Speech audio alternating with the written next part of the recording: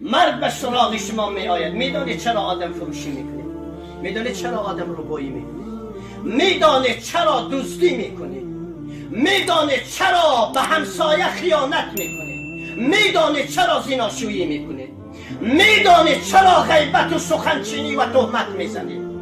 میدانید چرا به جهان آخرت باور ندارید؟ شما اگر به جهان آخرت باور داشته باشید، شما زنا نمی کنید، شما آدم نمی فروشید، شما آدم ربایی نمی کنید، شما دوستی نمی کنید، شما خیانت نمی کنید، شما به جهان آخرت ایمان ندارید. شما از من می ترسید و من از اون می ترسم. ما از خدا نمی ترسیم. از این لحاظ گناه است در جامعه. از این لحاظ در جامعه گناه عزیزان دل دارد جوش می زند. ظهر الفساد فی البر والبحر بما کسبت ایدی الناس. فساد در بحر و بر از دست و پای من و شما جوش میزند.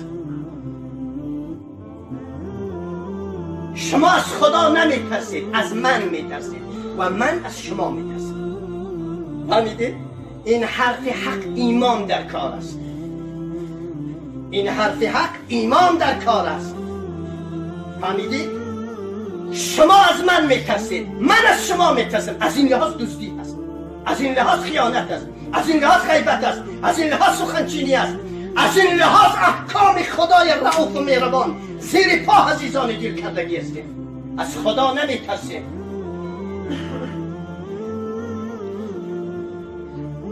از خدا بترسید.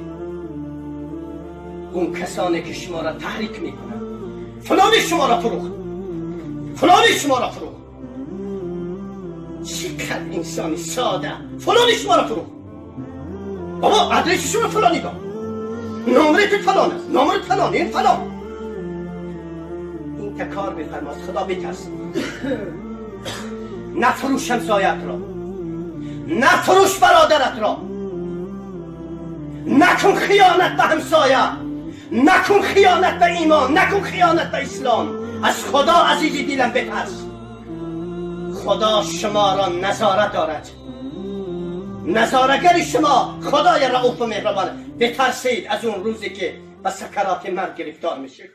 همون انسانی که شما برادرت را میفروشی، شانه از تو خالی میکند، میگد و پسی سر من تو به برادرت خیانت کردی، تو به همسایت خیانت کردی، تو به دوستت خیانت کردی. من خرسندم که مرگی تو زودتر آمد، ورنه تو فردا به منم خیانت میکردی. این علیکم لحافظین کراما کاتبین یعلمون ما تفعلون. بترس از اون کراما کاتبینه که شما را داخل قبر میگذارند. سودهای خدای رؤوف و مهربان جلوی رویت می آیند، زنده میشوی. پرونده فروشی تو را میکشند، باز میکنند. خیانتی توی که به همسایه کردی، به برادر کردی، باز میکنند، میخوانند در جلوی رویت. اون زمان را شما به یاد نمیاری؟ شما از من میترسید که سود هستم؟ از من میترسید که شما را گم میکنم؟ از اون سودهای خدا نمیترسید؟ اون سودهای خدایی که در قبر تنها هستی. پارتی بازی نیست، شناس بازی نیست، پول دادن و خریدن نیست عزیزان دل. همه اینها رفتگی هستید. نزد اون سودهای خدا چی جواب دارید؟ چه پاسخ دارید؟ چه جواب داره؟ چه پاسخ داره؟ بترسید از اون روز، بترسید از اون روزی که جایگاه شما در قبر است.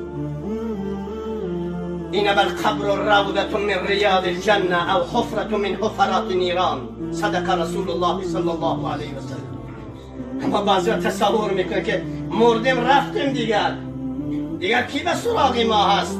کجا دیگر زنده میشه؟ نخیر، پیامبر خدا رهبر دینی فرموده است اینما القبر روضة من ریاض الجنه او حفرة من حفرات نیران. آره، قبر یا باغی از باغهای بهشت، یا سیاه چال از سیاه چالهای های جهنم است. یعنی چی؟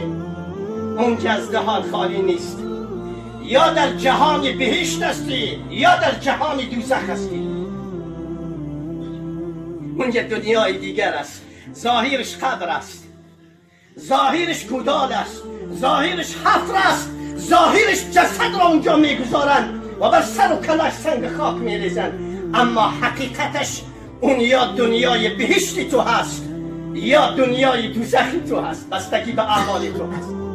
بهشتی باشید دنیای بهشت شما شروع شد، دوزخی باشید دنیای جهنم شما عزیزان دل آغاز می شود.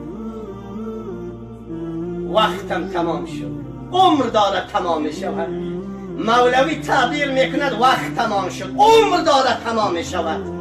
عقربه ساعت گردش دارد و میگوید که عمرت دارد نزدیک می شود به من حضرت عزرائیل علیه السلام.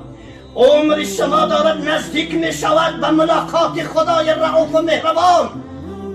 از این لحاظ عزیزان دل توبه بکنید، استغفار بکنید. وقتی صلح و آشتی با خدای رؤوف و مهربان است. بیشتر کسانی که در این قرنها به ملاقات خدای رؤوف و مهربان رهسپار میشن جوانان هستند. شما جوانان باید بیشتر توبه بکنید و استغفار بکنید. الشباب شعبة من الجنون.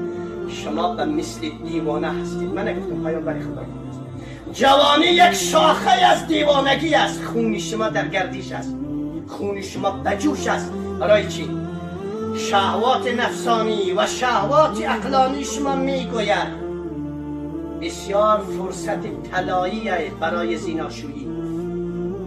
زلیخاها در همه کوچه ها و خیابان ها و اسکاها و دچ ها و رستوران ها و طربخانه ها مثل چشمه های پرقدرت دارن میدرخشن، جوش بزنن. بسیار فرصت است برای زمینه زیناشویی. خون شما در گردش از بهوش بیایید، پشیمان میشید. خون شما بجوش است برای دزدی، برای آدم ربایی، برای عزیزان دل سایر رضایل اخلاق توبه بکنید، استغفار بکنید. فردا پشیمان میشه اما دیگر سودی نیست. الله رب العزت میدان عمل را برای همه من و شما باز بفرماید و کشتی نجات اسلام و مسلمین را به ساحل برساند. اللهم صل علی محمد و علی آل محمد کما صلیت علی ابراهیم و علی آل ابراهیم انک حمید مجید. سبحان ربک رب العزة عما یصفون و سلام علی المرسلین و الحمد لله رب العالمین برحمتک یا دائم فصل بعد از نماز.